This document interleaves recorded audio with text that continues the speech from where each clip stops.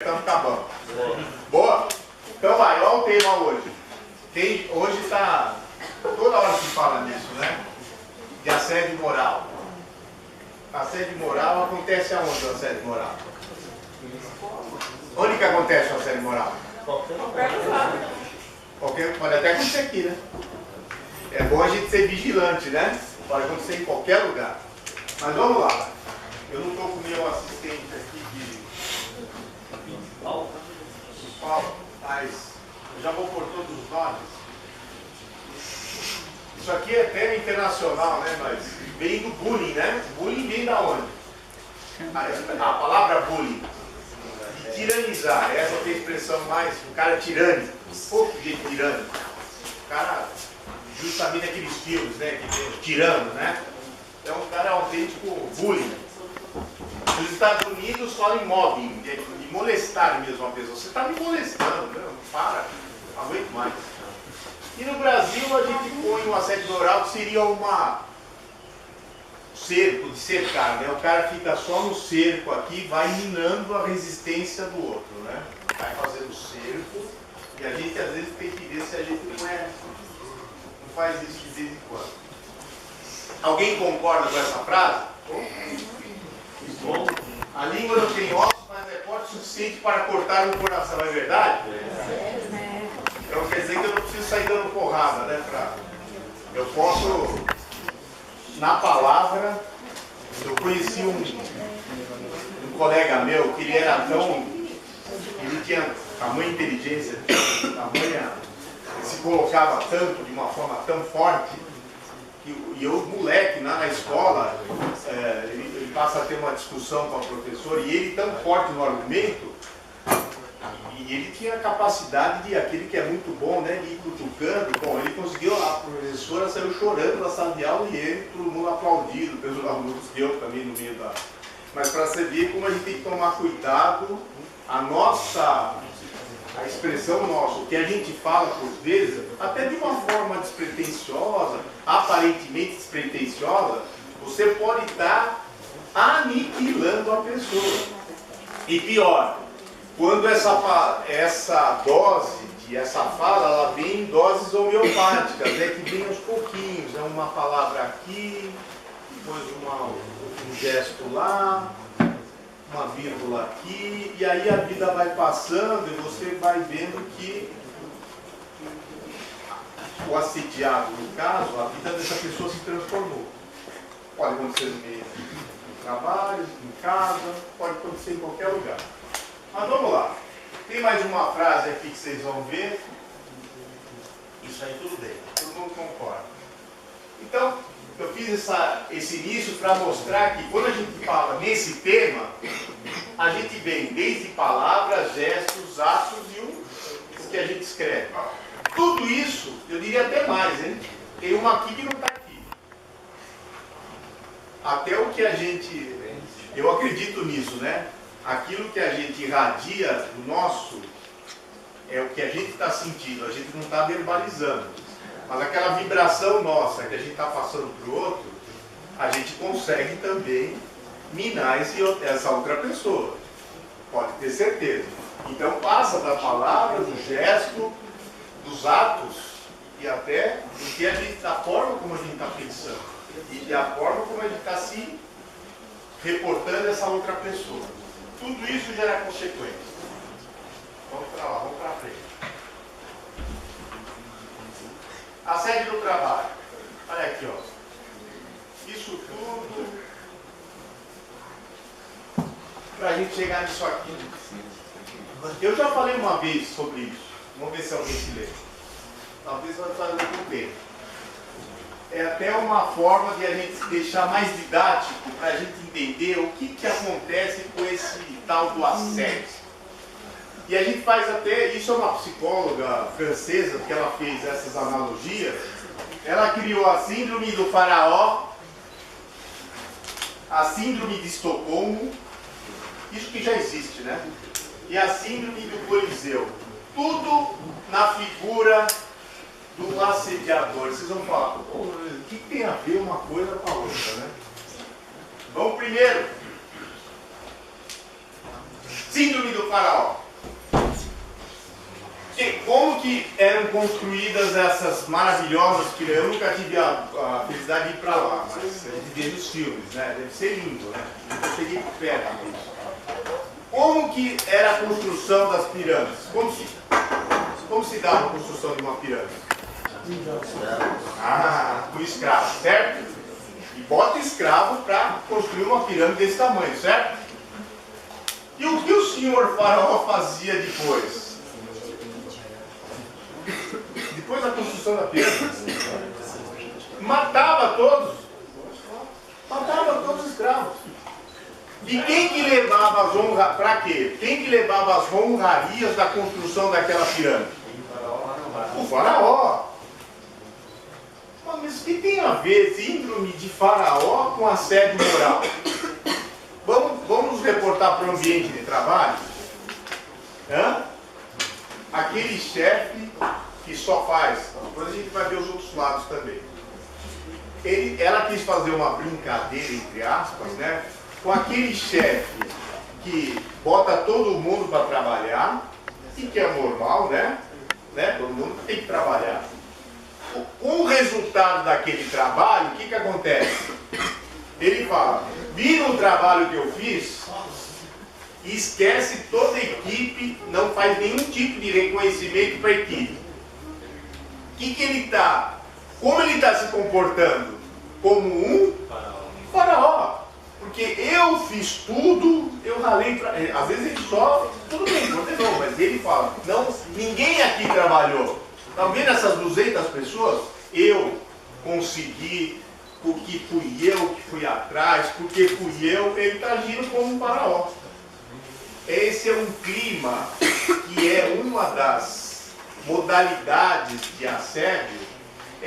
Num ambiente de trabalho acontece esse tipo de relação. Naquela relação difícil com... Peraí, isso é mal, hein? Não pode. Isso é feio, né? Isso acontece no ambiente de trabalho, não acontece? Então, aí a gente vai ver aquele que ralou, que trabalhou pra caramba, não teve nenhuma, um pouquinho de reconhecimento. Uma vez isso acontece, na segunda vez, na terceira, passou 1 ano, passou 5 anos, imagina como vai ficando este ambiente de trabalho, numa relação quase que doentia, né? Será que tem outra síndrome? E a síndrome do Coliseu? O que acontecia no Coliseu? O que acontecia no Coliseu? Não tinha os leões lá? E o que acontecia? Colocavam quem lá? Os judeus. E quem que estava aqui vendo todo o show? Era um show. Era um show macabro, né? Quem que ia para a arena? Era o leão contra os cristãos. E aí? Toda vez que morria. Era uma festa, né? Era um show, né? Macabro, né? Era macabro, né? É uma festa macabra. Mas o que tem a ver também com o assédio isso? Isso extrapola o ambiente de trabalho. Você não fez o que eu mandei, portanto, é o seguinte, imagine aqui a figura do assediador, seja qual for. O assediador pode ser o chefe, ou pode ser o pai e a mãe, pode ser o irmão, o tio, pode ser da relação, pode ser aqui, pode ser em qualquer lugar. E o assediado, eles estão numa relação, ele minando a resistência desse outro, aquela ação paulatina, recorrente, do dia a dia, vai baixando a autoestima dessa pessoa. Tudo que esse cara faz aqui não é bom. Podia ser melhor. Quando ele não faz certo, é porque você é burro, porque você não fez direito. Quando você faz bem, não reconhece também, porque você não fez mais do que obrigação. Ou como filho, ou como subordinado, ou como... seja onde for. E essa relação doentia, ela vai acontecendo. Só que, como se tivesse aqui, eu sou assediado e você é meu assediador. Você está me assediando. Não tem uma plateia aqui? É como se fosse numa arena, não é? Será que, eu estou fazendo uma reflexão, vamos dar o exemplo do ambiente de trabalho. Será que às vezes a gente não vê um colega nosso sendo assediado e que por vezes a gente não faz nada? É como se a gente ficasse como um mero espectador daquela cena, de um assediando o outro? Será que isso não pode acontecer? De repente a gente está no meio disso e não percebeu que a gente está sendo espectador. Por vezes a gente está lamentando. Isso não é coisa da sociedade? Cada um toma conta do que é seu? É, mas aí que a gente tem que ver. Uma coisa é... Eu vou ajudar ele, eu sou justiça, eu vou para rua. Eu sei, eu entendo. Mas outra coisa é, eu compreendo perfeitamente, não é fácil isso. Mas às vezes você pode estar numa relação familiar. Aí, isso acontecendo, numa relação familiar, que você pode ter uma certa liberdade de interagir e fica só como mero espectador. O que a gente tem que fazer uma reflexão é, será que eu estou, às vezes, como espectador, eu estou só olhando aquilo, me alimentando daquela cena e achando até como se fosse uma novelinha, vamos ver quem vai ganhar, quem vai perder? Ou será que eu realmente não posso fazer nada e eu vou ficar aqui distante? Não sei se eu vou falar desse. Hoje a gente está num ambiente de troca. Sim. Para que você possa ajudar o filho, em contrapartida você perde uma ajuda. E você põe na balança e faz com que esse ambiente não se torne assediador e assediado. Mas... Nada como uma... Isso. Porque às vezes você fala assim, nossa, mas... Não, eu sei. Eu troco favores. Sim, mas você está no... Aí tudo bem, você está interagindo, ótimo. Mas às vezes a gente tem que se policiar, talvez em algum momento que a gente não está... Será que a gente não está assistindo aquilo? Vamos ver quem vai ganhar, quem vai perder aqui. Eu estou fazendo só uma reflexão por alto, assim. Não estou fazendo uma reflexão. Vamos para o próximo, peraí. Do próximo. Esse que eu acho mais complicado. Isso, quem já soube desse negócio dessa síndrome, já ouviu falar da síndrome de Estocolmo? Teve até filme, não é? O que aconteceu? A pessoa foi sequestrada, a menina foi sequestrada, tá certo? E foi, durante um certo tempo, ficou sob o jugo do sequestrador, não é? O que aconteceu em determinado momento? Ela passa a ter, na relação, o sequestrador fez um mal para essa pessoa. Pô, eu te sequestrei, eu pedi dinheiro para a família, eu te sequestrei. Mas em um determinado momento, o que o sequestrado percebe? Você, apesar de ter me sequestrado, me feito um mal muito enorme, você não me tirou a vida. Tudo bem, está barganhando a vida dessa pessoa, ele está querendo dinheiro.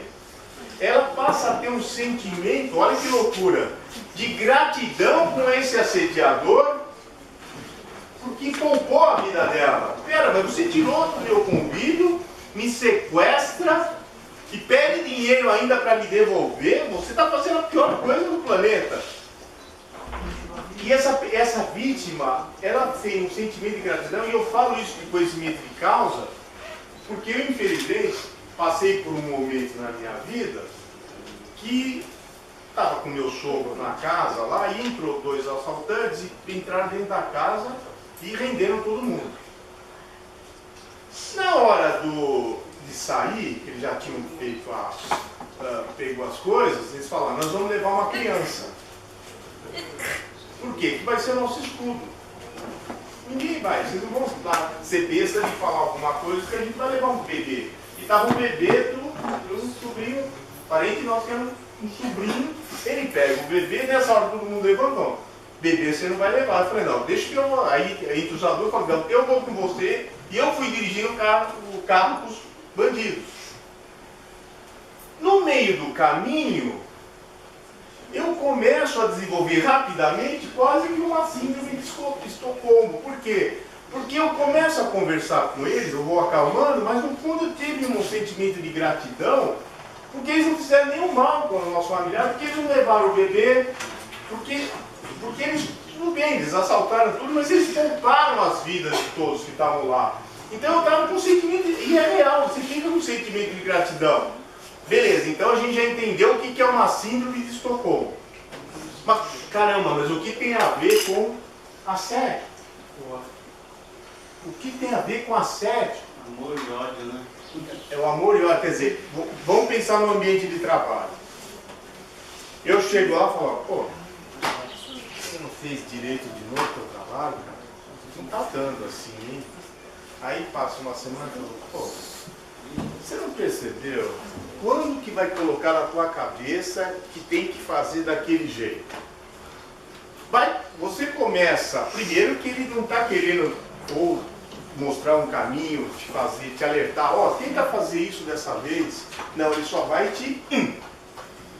ele dá uma de sequestrador, ele sequestra a tua dignidade, vai tirando.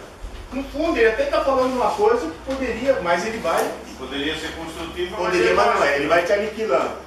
Na primeira, na segunda, na terceira, na quarta vez, o que acontece? Você começa a produzir talvez uma síndrome de Estocolmo. Eu acho que eu sou péssimo mesmo. Mas sou grato a ele que não me sucediu. Então, ele é generoso, ele, apesar de ser esse algoz, de acabar comigo todo dia, ele está mantendo meu emprego. É a mesma coisa assim que Estocolmo, ele não levou o bebê embora, ele salvou as nossas vidas, ele só tirou bens materiais, mas nos poupou. Ele só está acabando comigo no dia a dia, falando que eu sou um lixo. Mas ele está me mantendo aqui. Então você... Pânico, né, também na casa. Exatamente, você vai criando uma relação doentia que você olha para o assediador e fala, olha, até que ele é um bom sujeito. Porque ele está fazendo tudo isso para o meu bem. Ou numa relação doentia familiar, numa coisa, nós de forma amorosa, numa relação com o nosso filho, ou com um parente nosso, querendo trazer a discussão, trazendo o diálogo para resgatar e para se entender. Outra coisa é só aniquilar e aniquilar o outro lado. E talvez ou esse filho, essa filha, ou no ambiente de trabalho, ele olha assim, de repente ele vai falar, não, talvez ele está com a razão. Eu sou esse nada mesmo. Eu tenho que tomar jeito na vida. Então, o que parece que às vezes está tão distante da nossa vida, essas figuras de as síndromes que a gente fala, síndrome de Estocolmo, síndrome de Coliseu, são, entre aspas, uma brincadeira, é mais para gravura, essa imagem ficar em vocês, para de repente a gente falar, pô, será que eu estou agindo como sequestrador lá da síndrome de Estocolmo? Será que eu não estou dando uma de sequestrador aqui? Estou sequestrando a dignidade da pessoa? Opa, deixa eu ficar alerta para eu cuidar. Porque isso vale para todo mundo. Ah, mas eu só joguei uma palavrinha inofensiva. Às vezes essa palavrinha inofensiva é como se fosse uma lança que vai na pessoa. Ah, mas ele é muito frágil, fica muito abalado. Né? Não. E aqui, a gente sempre tem que estar pensando que a vida, o equilíbrio está no meio. Ah, quer dizer que, Luiz, o negócio é deixar a coisa fluir na indisciplina. Não, nada disso. Não é para fazer. É fazer tudo, é buscar um equilíbrio nas relações.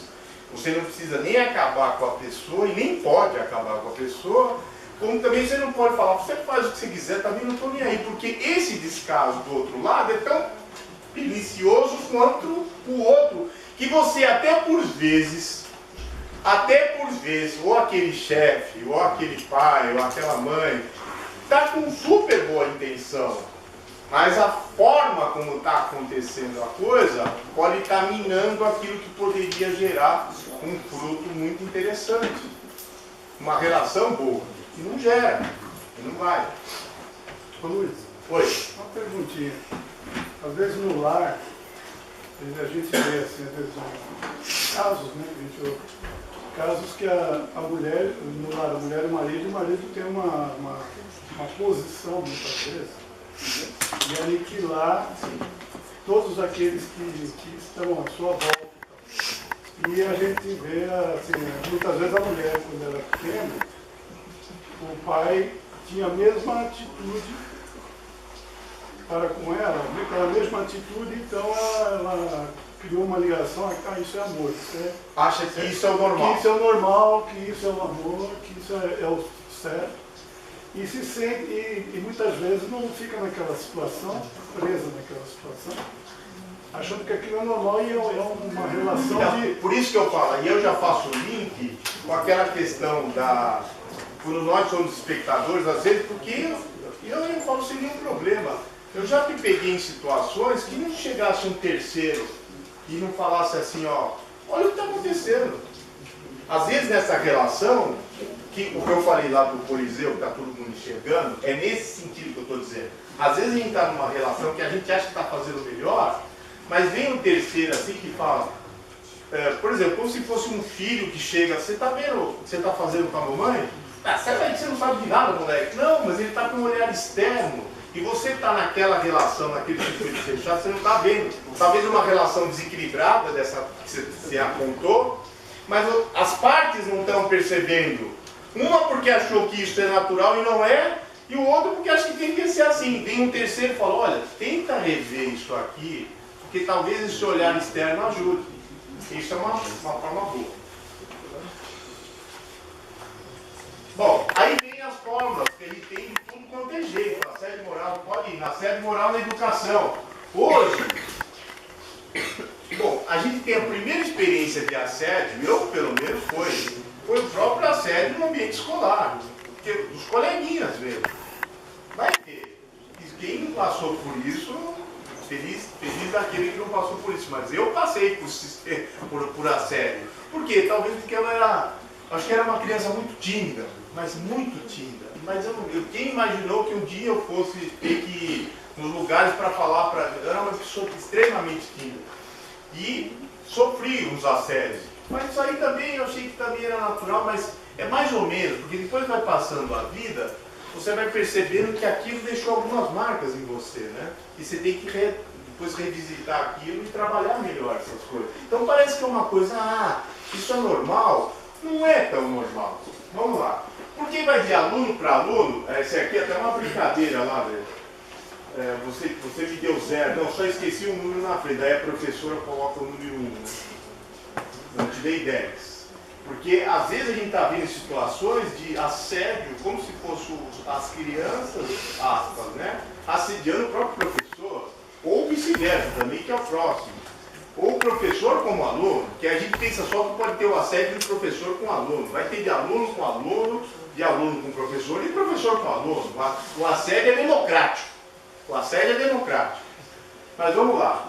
E o que acontece hoje em dia que potencializa tudo isso? É o cyberbullying, né? O bullying de forma potencializada. Que a gente aperta um botão. Por que ele se potencializa? Porque a gente pensa que a gente está no anonimato. Tudo bem, hoje a polícia vai saber quem de fato fez isso aí, né? A polícia vai detectar. Mas, num primeiro momento, você pode fazer um falso anonimato e vai lançar as piores coisas que você queira falar do outro. Nós tivemos uma amiga lá da minha filha, que ela ela não sofreu bullying na escola, ela sofreu bullying na internet, que as amigas tratavam com uma certa indiferença, mas elas, nas redes sociais, elas acabavam com a menina. E ela foi gerando, não precisa dizer o que aconteceu, ela não conseguia mais colocar o pé naquela escola, foi para outra escola. Por quê? A força das redes sociais fez com que ela não tivesse mais coragem de colocar o pé dentro da sala de aula, dentro da escola. Tamanha a potencialização que faz, porque uma coisa é lá atrás, 1900 e nada, os amiguinhos lá um falava do outro e bullyingava, e fazia o bullying.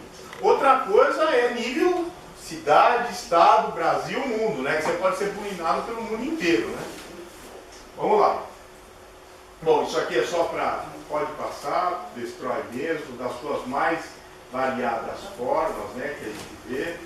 Com relação à mulher que a gente falou também aqui, os estigmas, né, que a gente... Mas hoje eu vejo que a sociedade está reagindo mais, ela está mais preparada para não aceitar mais coisas que eram talvez uma relação normal. Não é normal. Não é normal você ficar tratando assim as pessoas, ou porque é mulher, ou porque é negro, ou porque é gordo, ou porque é baixo, ou porque é sei lá o que, ou porque é loira. Não pode. Vamos lá. Aqui eu fiz mais uma provocação. Se existe, isso é uma professora que fez um estudo nas escolas, se existe diferença do bullying entre homens e mulheres. Ela fez uma análise, uma pesquisa em escolas. O que ela falou que essa questão do bullying, eu tenho que perder um pouco de tempo hoje, a mulher ela é mais, o homem ele é mais escrachado no bullying. A mulher às vezes ela vai, ela cria, mas também não existe regra, né? Ela pode também praticar o bullying, que parece que, mas elas não são tão, não foram tão explícitas assim, mas de uma certa forma, independe do sexo, pode vir de todo lado. Vamos lá. Eu só tenho que ir mais à frente. Bom, pode passar esse. Agora, vamos lá, vamos direto para o ponto. Pode ir nesse aí. Bom, no âmbito original, pode ir para o próximo, para a gente já terminar. O que eu falei? Cuidado, às vezes. Subjugação é uma forma de assédio perigoso. Então a gente pensa que está numa relação normal, acho que a sociedade reage melhor a uma situação dessa. Vai para o outro. Quando a gente acha que está educando, como eu falei, a gente está educando, você está governando a vida das pessoas, você não pode fazer nada que não seja a forma como eu penso a vida. Não é para falar assim, você faz, é liberdade geral, não estou nem aí. É o equilíbrio, né?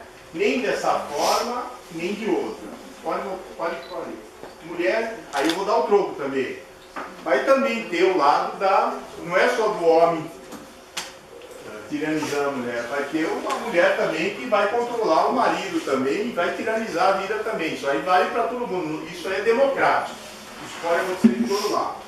Só para rapidamente, pode passar todos, para a gente tomar cuidado com isso. Parece que a gente está muito distante da questão do assédio, né? Podem todos, ações sutis. O assédio às vezes começa de uma forma despretensiosa. Ninguém está, isso não é assédio, ele só fez um comentário infeliz. Depois ele vem passando mensagens subliminares, dando umas indiretas aqui e isso vai ter ação direta na autoestima da pessoa. A pessoa, ela vai acusando o golpe, não vai falando nada, ninguém saiu dando porrada, ninguém colocou na rede mundial para falar aquilo, mas ele começou a fazer ações que vão minando a autoestima da pessoa. Aí que gera o que a gente denomina mesmo tecnicamente, na figura do assédio moral, as fases esse processo aqui vai gerando dúvida na cabeça da pessoa. O assediado, ele chega um momento e fala assim, mas será que aquilo que eu falei, será que eu não sou assim mesmo? Eu acho que eu sou esse cara ruim mesmo. Ele vai ficando em dúvida e achando que o assediador está com razão. Ele vai ficando perdendo a sua característica de uma percepção real da vida, das coisas que acontecem, e ele vai achando que não é isso mesmo. Vamos lá, tem que acelerar. Então, olhem todos agora. Será que a gente é assim às vezes? Se a gente não é, ótimo. Mas às vezes, você está conversando com uma pessoa, teu parente lá, você interrompe aquela conversa e começa a mexer no celular. Será que isso não é uma forma de assédio, uma forma de minar a autoestima? Eu estou falando com a pessoa, o cara não está nem aí que eu estou. Se estou aqui ou não, você critica, mas não faz aquela crítica. Me faz uma vez uma crítica construtiva, mas não me joga, só fica me jogando para baixo. Onde você vai chegar? Às vezes a gente até recusa um contato e um olhar com a pessoa. Pode parecer bobo, mas não é bobo. Você vem falar com outro e você está olhando para o lado, se recusar o contato é sinal de desprezo que você vai minando a pessoa também. Para não falar nas brincadeiras e na ridicularização, que aí já vai tomando corpo a figura do assédio. Bom, se você é assediador, você é assediado, cada um tem que fazer a sua reflexão. O que eu acho, o que a gente quis falar aqui hoje, cuidado, o problema lá em casa, é o seguinte: às vezes a gente acha que o assediador é aquela figura horrenda que está lá fora, que está lá distante, que está nas redes sociais, que está em outro país, ou que está lá no meu bairro, mas não está dentro de casa. Cuidado que a gente tem que fazer um policiamento. Será que nas nossas atitudes a gente não está entre colegas, na família, no âmbito familiar, se a gente não está sendo um assediador ou se a gente não está sendo assediado? E qual é o jeito mais fácil de não me tornar um assediador? Agora espera. Qual é o jeito mais fácil? Para a gente terminar aqui. Qual é o jeito mais fácil de não ser um assediador? Não ser vítima. Passa por aí. E aí já vai ter tudo a ver com você ver qual é a palavra. Passa por aí. Autocrítica. Quando você tem autocrítica, você está tendo uma percepção certa das coisas. E mais ainda, aí depois da autocrítica se dá mais um passo, que é se colocar no lugar da outra pessoa. Quando você se coloca no lugar da outra pessoa, você nunca mais vai ser um assediador. Você tem que ter empatia, né? Foi aí. Nós não combinamos, hein? Você já viu esse vídeo? Foi o que ela disse, se colocar no lugar da outra pessoa. É se colocar no lugar da outra pessoa, adote na sua vida a empatia. Pô, mas o cara não aprende. Mas por que ele não está aprendendo? Pô, mas o cara, não sei por que ele é tão daquele jeito. Mas você já viu qual é o histórico da vida da pessoa para ele ser daquele jeito? Se coloca no lugar dele. Resolve todos os problemas assim, ó, rápido. Você vai resolver rapidinho. Eu não sei, aí não vai dar tempo, aí não sei se passa, mas é um vídeo canadense que eu achei tão bonitinho, que é no sentido que é 1 minuto, mas se não der para passar, deixa. Se não põe, a gente termina a aula assim. O que é se colocar de uma forma assim, bonita.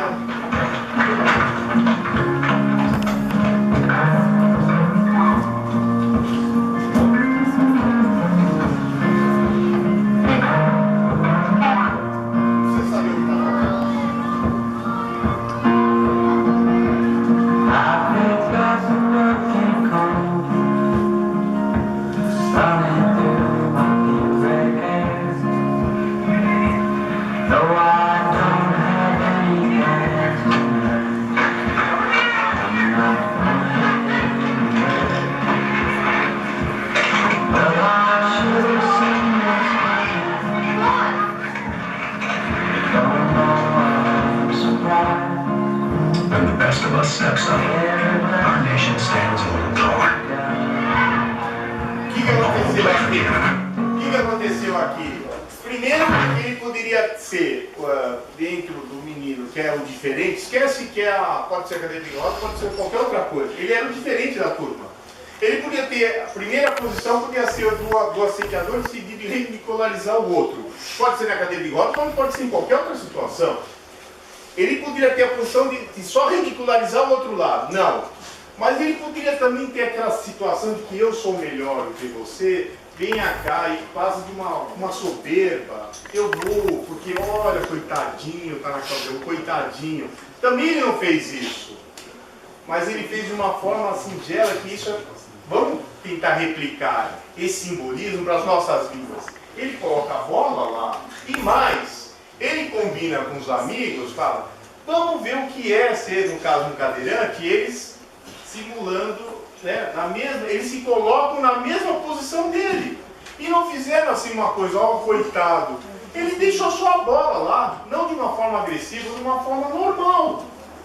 E venha cá e venha jogar conosco. Então ele fez um ato de pura empatia, não é? De pura empatia. E que ele se coloca na mesma situação do outro e passa a conviver com o outro numa boa.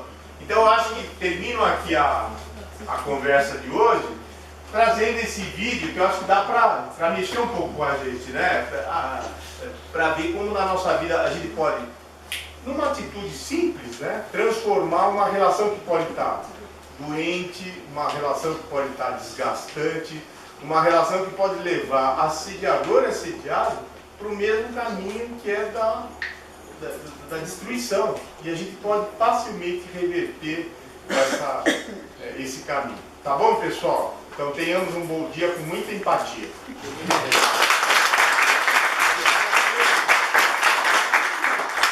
Só para deixar registrado, né? Semana passada a gente teve o Mega Mutirão. Foi um dia super especial. E o que aconteceu está todo mundo ver pelo caminho. E não só isso, né? Acho que também o que não é visível, que é o estreitamento dos nossos laços, né? É o cuidado com o espaço, o cuidado um com o outro, né? O respeito e o agradecimento por tudo que a gente tem aqui também. Certo? Então eu queria deixar aqui registrado, assim como eu registrei na semana passada do Dia das Crianças, né? Que as pessoas estiveram envolvidas. Dessa vez eu queria agradecer a todos que estiveram aqui, que foram todos meus que participaram na semana passada. Muito obrigado e os parabéns para a gente. Isso aí.